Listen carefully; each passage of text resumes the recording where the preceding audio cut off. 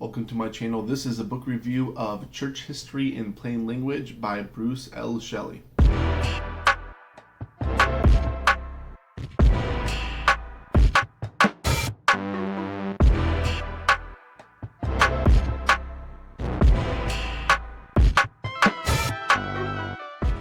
As always, if you guys are interested in the book, there's actually a link in the description below.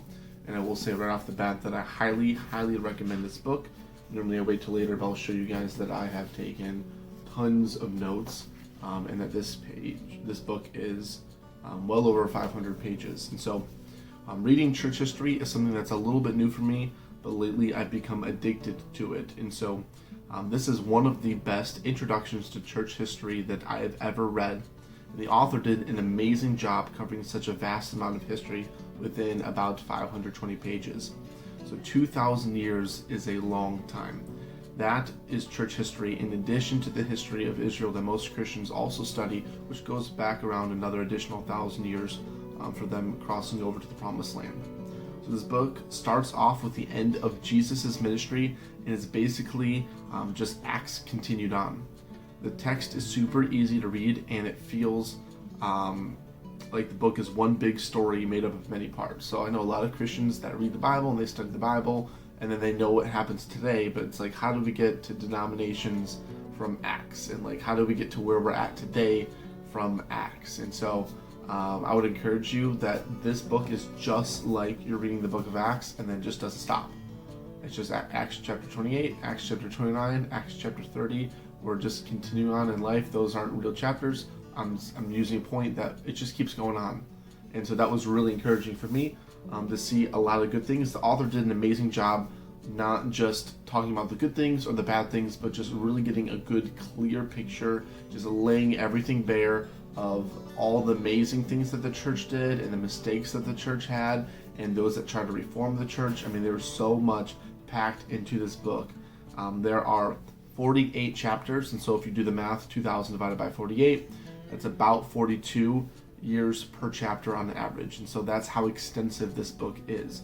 So not only is the history of events written out, but ideologies are explained and traced, as well as kingdoms and priests and popes, leaders, writers, philosophers, reformers, kings and nobles, knights, martyrs, saints, and denominations, and everything in between, also cults too. And so I have come to realize that church history is world history.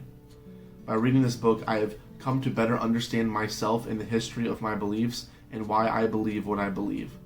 Often certain specifics in theology can be traced back to a certain event where the teaching was either reformed or formed, such as the Reformation, with Martin Luther nailing the 95 Theses on the doors of his church as was custom. So here are some of my favorite quotes or segments. This one here is a segment written by Justin Martyr in the middle of the 2nd century, and it gives us the first description of a Christian service. On the day called the Day of the Sun, all who live in cities or in countries gather together in one place, and the memoirs of the apostles or the writings of the prophets are read as long as time permits. Then when the reader has ceased, the president verbally instructs and exhorts the imitation of these good things. Then we all rise together and pray.